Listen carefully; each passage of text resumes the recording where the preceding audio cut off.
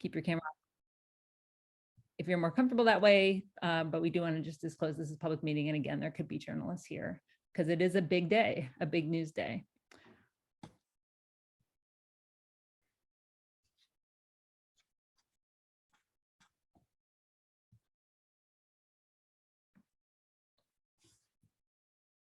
And thanks everybody for joining us on such short notice. See folks from all over the place: Washington, Pennsylvania, Florida, $50,000, $28,000, $250,000. Saying it again, welcome everybody who's just gotten in. We're introducing ourselves in the chat. Name, location, amount of debt you owe. And again, a reminder, this is a public Zoom. It's being recorded. So, everything is on the record. There might be journalists here. And so feel free to just keep your camera off if that makes you more comfortable.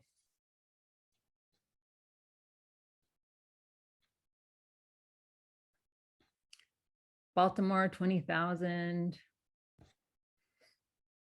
Massachusetts, 120,000. Power in numbers.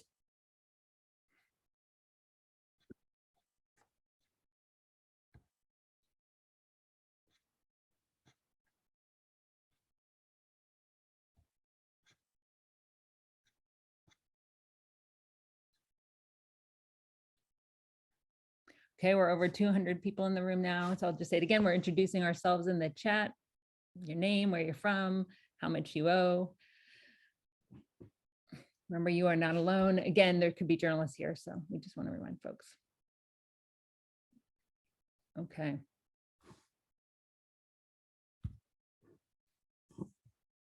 Okay, so we're aiming to start on time today. Thanks everyone for coming on such short notice. This is a big day for the fight to abolish student debt. Not a great day, a very sad day, but one that we knew was coming. It's been an uphill battle this whole time. And we see this as a setback. It would have been nice to have the case thrown out and not have to be having this emergency meeting, but onwards. The Supreme Court is an illegitimate institution. Student debt is illegitimate. And if people, if our predecessors throughout history had given the Supreme Court the last word, well, workers would have no rights, slavery would be legal. This is not a democratic institution. It's not a legitimate institution. There was so much evidence of corruption, lack of facts, and student debt cancellation is legal. And it's something that we are going to achieve by building debtor power and continuing to fight. And 3 of the 9 ghouls on the Supreme Court agreed with us and said that this was this was actually an unconstitutional overreach by their colleagues, and that the cancellation plan that Biden was proposing was totally within the realm of the law.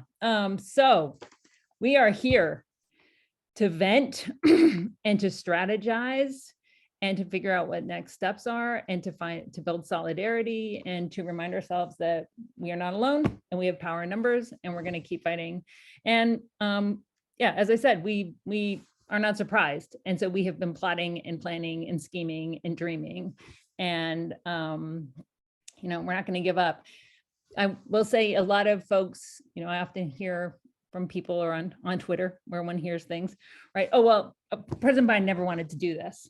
And my response, and I think the debt collective's response is, of course, we know that. We had to drag his ass to this point. We have been fighting for over a decade. We began at a point where we were just laughed at for raising the idea of student debt cancellation. Well, we've won billions of dollars of relief. And what this decision today affirms is that debt cancellation happens. It's something the government can do. They're trying to limit it, they're trying to thwart it, but it is a real thing. We have proven that much, and we're again going to continue to fight, abolish student debt, and then we're coming for medical debt, we're coming for rent debt, we're coming for carceral debt, we're coming for credit card debt, and we're coming to build an equitable democratic society. And we're going to then, and while we're doing that, we're going to be in solidarity with all these other movements that we know are so important. So yeah, let's keep going. But this is a place to be angry and sad and mad, but also to remember again that we have each other's backs. So I'm going to hand it over to Sparky Abraham, our resident lawyer. We'll do a little bit of lawyer explaining about what went down today. Yeah, I can just say a couple words on the SCOTUS BS item on our agenda here. And I also just want to note that we had planned for this to be an hour-long call, but after we planned that, it was announced that the president is actually going to say something at 3:30 Eastern. And so we're going to try to be quick and also to give everyone some context and maybe things to watch for if you do choose to watch that statement, kind of a pre-response. So just really quickly, I think everyone here knows the background, but the Biden administration attempted to implement something that, in my opinion, was still a very insufficient student debt cancellation plan to cancel either $10,000 or $20,000 per person for those making under a certain income. Insufficient because all student debt is unjust, but this was nonetheless good. It would have fully wiped out debt for more than 20 million people. The way they implemented it gave right-wing think tanks a lot of time to file baseless lawsuits, which they did. Those lawsuits made it up to the Supreme Court, and the Supreme Court decided 2 of them today. Importantly for the decision, the program that the White House implemented was done under the authority of the HEROES Act. And the decision from the Supreme Court is about the HEROES Act. Now, as Thomas is going to talk about for a minute after me, we have long described the abilities to cancel debt available to the executive branch as a Swiss Army knife of tools, right? There's a bunch of different ways that you can go about canceling debt using a bunch of different authorities. So they tried the HEROES Act. SCOTUS said no. The Supreme Court said no to the HEROES Act, but that doesn't necessarily eliminate all of the other methods. I don't need to get into a lot of details on the decision. I think it is frustrating and incorrect in any number of ways, but basically what the Supreme Court said, they said correctly that the 2 individual people who had challenged the debt cancellation plan because they didn't feel like their voice was heard, the Supreme Court threw that case out, said, no, those people don't have standing. You can't just sue because other people are getting something you want. But the other case was brought by state attorneys general who sued on similarly baseless grounds, but the Supreme Court basically let them go forward, and then agreed with their theory of the case. So again, the decision is on the HEROES Act, and now we are in the position of seeing what and also making demands and using our power to make demands for what the administration is going to do next, which tool out of the Swiss Army knife it's going to whip out. And so I want to pass it on to Thomas to talk about what is really the important consideration and what our demand is for the next step. Thanks, Sparky. So one of the things that today's ruling makes clear is that it does not matter which legal authority Biden uses to cancel student debt. This corrupt Supreme Court is going to overstep its constitutionally limited power and say the laws Congress passes don't count. They're just going to get rid of them. So it doesn't matter which legal authority Biden uses, it matters how he uses it, right? And so the fatal flaw, and Nick, if you want to advance to the next screen, everything that Biden did under the HEROES Act was perfectly legal. The fatal flaw of the plan was that he means tested the relief. He said you have to fill out an application. And then they didn't even have an application that was ready when they made the announcement. They took 52 days and spent $100 million creating a glorified Google form. And that gave plenty of time to these dark money, far-right Republican groups to create meritless lawsuits, get them in front of Trump judges who are willing to ignore the law and strike it down. There is a very real risk that Biden is going to do the exact same thing with a plan B, that he's going to use a different legal authority, something that's perfectly legal to do, but he's going to lob it into the air and let the Supreme Court strike it down. So without getting into the nitty gritty, because there's tons of nitty gritty, there are a couple things to look for in what a plan B would need to be in order to prevent the Supreme Court from even having a chance to kill it. The first thing is it has to be done immediately, no application. He needs to get rid of the application and make it universal. And this is just a practical issue, right? And then the second thing, and this is the nightmare scenario, right? The nightmare scenario is that Biden is going to say, I'm fighting for you. I'm really going to fight this time. And the way we're going to do it is we're going to open up something called a notice and comment period. And that's going to take a long time. And then after that notice and comment period, there's going to be a long rulemaking process. And they're going to try to kick the can until after the next election. And during the entire time, they're going to say, we're fighting, we're fighting, we're fighting, knowing full well that they are just creating a plan that is doomed to fail. They don't have to do that, right? I'm not going to get into the nitty gritty, but there's a way to cancel the debt so that it's gone before a meritless lawsuit can get in the way. We do have a petition. It's at the top of the screen there. And I think people have added it to the chat, bit.ly/student debt plan B, to demand that Biden use his other authorities. But again, it doesn't matter which legal authority he uses, it matters how he uses it. Another thing to keep your eyes open for is that we know that they are tweaking one of the income-driven repayment plans. There's some elements of that that are perfectly fine and good. It's gonna, but income-driven repayment is a strategy that has been tried over and over and over again. It has never worked. The new plan is, there's no reason to believe that it's going to be any different. So I think that today Biden is going to make all kinds of gaslighting comments saying, our solution is this new income-driven repayment plan. You should know that that is, I think Biden's preferred term for that is malarkey. I'm trying to think if there was anything else I was supposed to cover about a plan B, and I don't think so. So I will pass it over to Braxton. All right. Hello, everyone. My name is Braxton, he, him, one of the organizers at the Debt Collective. So first of all, I want to apologize. I have some Zoom troubles still, even though we are several years into the pandemic. There's a lot of folks who weren't able to get in because we hit capacity, but I know we're trying to fix that now. So looks like it has been fixed. So great.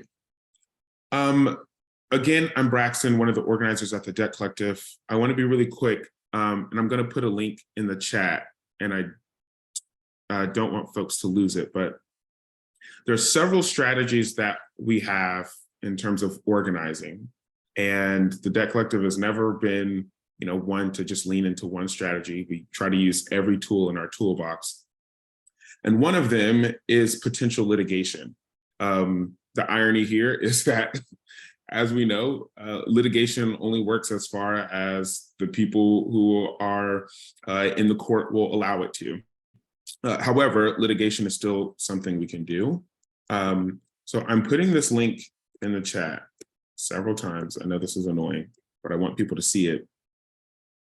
The Biden administration promised relief. That's not a hyperbole. Many people, including myself, applied, got approved for relief, and were notified by the Department of Education that your relief was coming. And so what the Debt Collective believes, and some other folks that we're working with, is that the Biden administration could have made themselves susceptible to some litigation by not acting on this relief. And so what this form is saying is that if you made any life change, especially a major life-changing decision based on the promise of this relief, whether that's 10K or 20K, let's say you bought a car, let's say you had a child, or maybe you put a down payment on a home. Were you starting to save for retirement? Did you get married? Did you have a divorce? Any types of, did you quit your job? Did you make any decision on your current apartment? Did you move across the country? I see someone says. I think you should not limit yourself into what's possible here. And if you could use this form, which I'm going to put in here, we want you to articulate this major life change that you made. And, you know, we obviously can't make any promises, but the Debt Collective is working with others to see if we can actually have some possible litigation.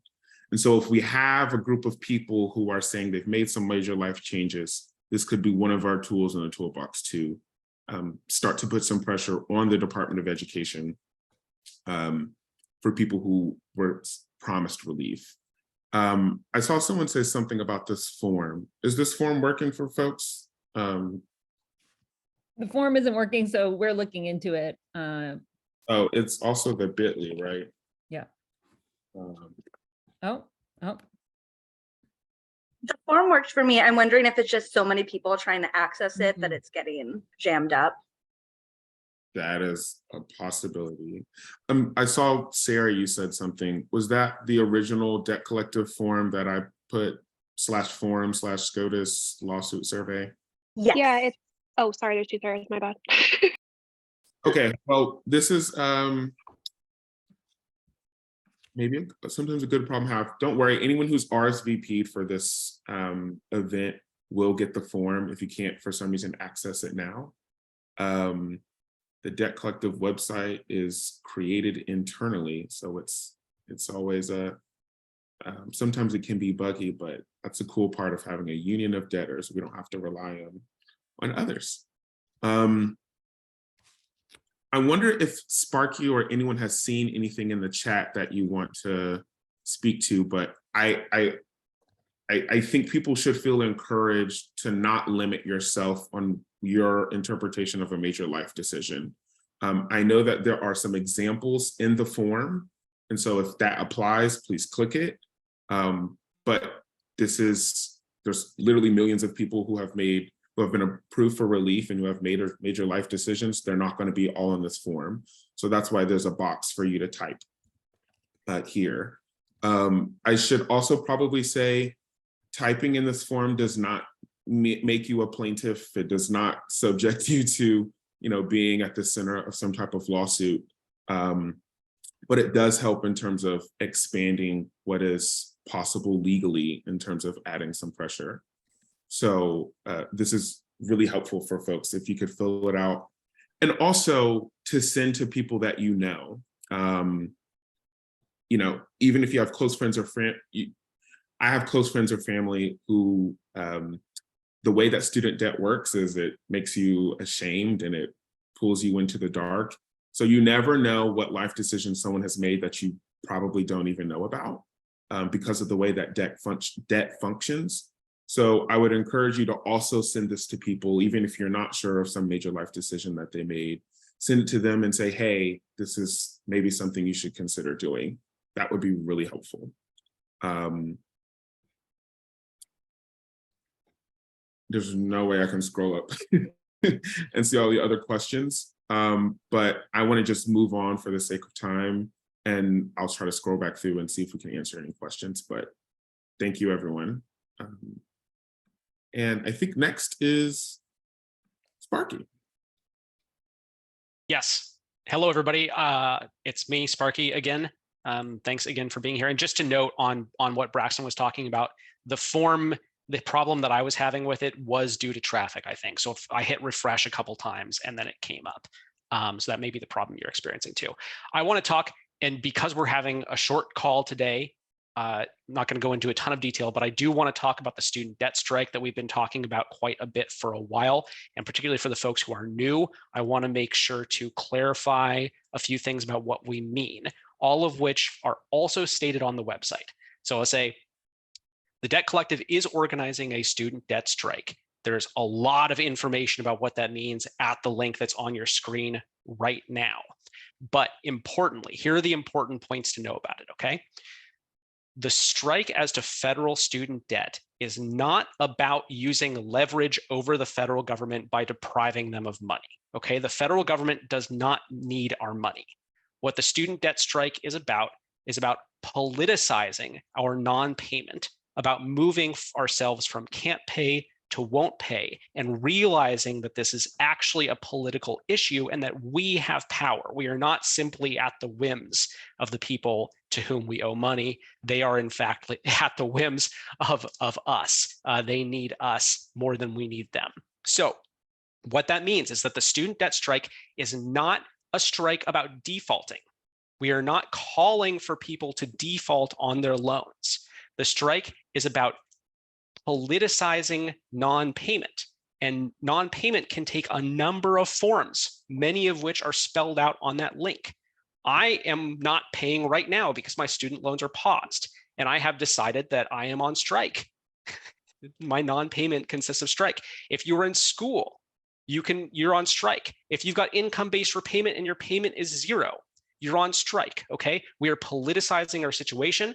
We are not necessarily defaulting. We're not calling on anybody to default. If you choose to default, you've got to know the risks, and some of them are spelled out on the website. That's also on strike, but you definitely do not need to default to be on strike, okay? So we're going to have another call, which one of my lovely colleagues is going to highlight in a few minutes, that will go into more detail on this. It's in about 2 weeks, I believe on the 13th. Is that right? 13th? That'll kind of be a more detailed strike call. But you've got the link. Go to the website, check out the information, sign up, and you can attend the call in 2 weeks, or come on our Slack, or send us emails, or whatever you need to do if you have questions. Okay. So with that, I'm going to kick it back to Thomas to talk a little vaguely about an upcoming thing we can't say too much about yet. Right. I'll just add one thing to what Sparky said. On a call a couple of weeks ago, somebody explained their situation, explained how they can't really take the risk of defaulting, and their only option was to pay. And they said they felt like a scab if there was a strike going on. And I think that's the wrong way to think about it, that this is more like an arrestable action, right? Like if you're at an in-person action where there is a risk of arrest, that risk falls differently on other people. If you're undocumented, it's okay not to get arrested, right? So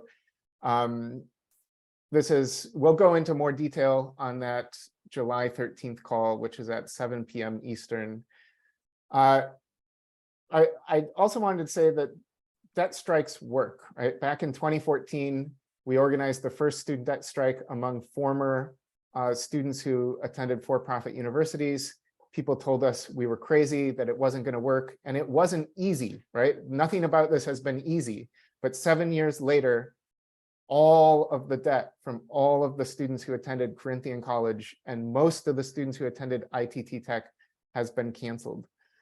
Learning from that experience, where we were pairing a strike with a mechanism to force the Department of Education to cancel the debt, we have been preparing for this eventuality that the Supreme Court might strike down Biden's plan. So we have a new tool that is under development, and we are hoping will be ready by the July 13th meeting that we hope to debut. Again, just a way of highlighting and underscoring and making very real for people some of the other authorities that have not been used to their full extent to cancel student debt.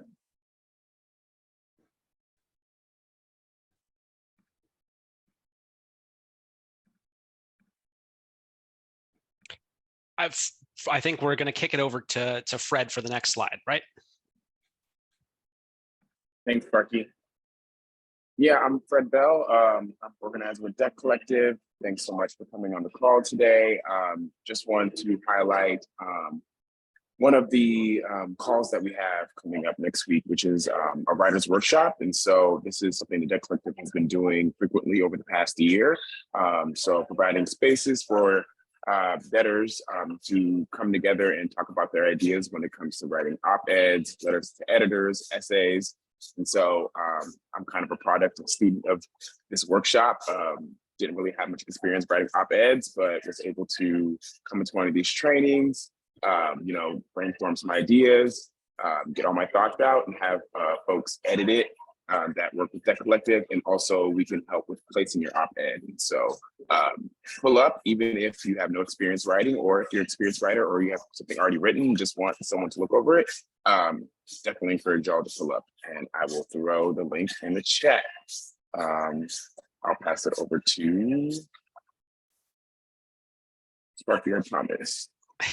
I think there's one other slide, and we're coming up on time before I give it back to Astra to close us out. But I think the next slide will repeat the information for, yes, our next update meeting, in which we're going to spend more time and go into more details and have time to answer questions about the strike. And we'll also have a lot more detail on the other action that Thomas was talking about, as well as a link for people to actually go and take it, which I'm really, really excited about. I think that's going to be very effective, I hope, in a number of different directions. So please, please, please go to the Writers' Workshop on July 5th. And please, please, please, please, if you can, come to the next update and strike meeting on July 13th. Both of these things, the sign up is going in the chat, and they are also available on the calendar on our website, debtcollective.org. So with that, I will hand it back to Astra for some closing remarks, and we will be done in time to go be extremely frustrated again watching the president's statement here. Yeah. Okay. Thanks, everyone. I know this has been short. It's just the beginning. Again, July 13th to really dig into the question of the strike and the strategy of the strike. I see that there are lots of points raised in the chat about private loans, all sorts of questions. There's some strategies for people who have attended predatory for-profit colleges. You can follow Borrower Defense, as Ashley said in the chat, but please join us July 13th. The main point of this call, the takeaway is, the president has other legal authorities he can use to cancel debt. A plan B is possible, but it's not about legality. Student debt cancellation is fucking legal. You've got to do it with conviction. You have to do it fast, do it right. And so there's a petition we want people to sign and just spread the word, right? We need to call the bluff of the Supreme Court, but also of the Democrats and the president, who are acting like their hands are tied. A big part of our strategy ever since we began was pointing out that actually there are lots of things that can be done that help people in the here and now, that don't require passing new laws, that just require bold action. So plan B, it's possible, but it has to be done quickly. And Thomas gave those benchmarks, right? No application, no delays, no hemming and hawing, no malarkey, just fucking cancel the debt. And then we'll have legal fights, but it's going to be a lot harder to fight once that debt is canceled. I also just want to say, this is a long game. This fucking sucks. But the Debt Collective has been at this for 10 years. There's a lot of people who have been fighting for things a lot longer than that. Yeah. And this is how it goes. We're in it to win it. We're here to build power together, build solidarity, and to move through these setbacks. And we do that by using every tool at our disposal. Biden has his toolkit. Well, we have our toolkit too. And there's not a single tactic or silver bullet. A strike alone is not enough. So debt strikes are important, but they're just one tool in our toolkit. We do need to keep pushing these legal strategies where we can, without fetishizing the law or acting like the law is just. We know the law is not just all the time, but we will use legal strategies. We will commit acts of economic disobedience, debt strikes. We will change the conversation. That's really important. It's not enough on its own to change the conversation, because we want to build power and change the laws and change the rules, but changing the conversation is important. Going out there and reminding people, you're not alone. You should not be ashamed. We have power in numbers. So everything we can do, we need to do. We need to do it together. We're just at the beginning of this, and really glad that you all showed up. And we will see you hopefully on the 13th and at the Writers' Workshop. And recruit your friends, recruit your family, recruit your enemies into the debt strike. 40+ million people were promised relief, and we need people. We need as many people as possible to be fighting so that it actually becomes a reality. Thanks, everybody. Anything I forgot, team? more links in the chat. Just want to echo Braxton too. The survey is really important. And just like any way you are counting on this relief, document it. Please recruit people also to fill it out. We really need, again, we need as many people to get involved in this as possible. Hi, can I just say, I'm in New York City with the New York City branch, and we're looking for people to do local actions. So I'm gonna post right now our email. If anyone's in the area and is interested in helping, please email us. We'd love it. Sorry to take time. We just. No, that's great. That's great. I endorse her comment. And yeah, we've got a shout out to Philly, anybody in the Philly area. Great for people to meet, make connections and get to meet in person. Hi, I'm Chicago from folks. Pennsylvania in the Scranton area, but in the same region, Philadelphia region, Eastern Pennsylvania, that they call it sometimes. So so I look forward to meeting up with the avians because I too am affected by this, even though I long ago graduated. Yep. Yeah, and here is a good way to get involved, to find each other, to join a member Slack. Going to do the trick of multiple posts there, so you can find each other online. Okay. Yeah, I'm on your Slack too, the Debt Collective. Yeah, the Debt Collective Slack. Okay, solidarity, everyone. You are not alone. Abolish student debt, abolish SCOTUS. Thank you, Astra. Thanks. Thank you, everyone.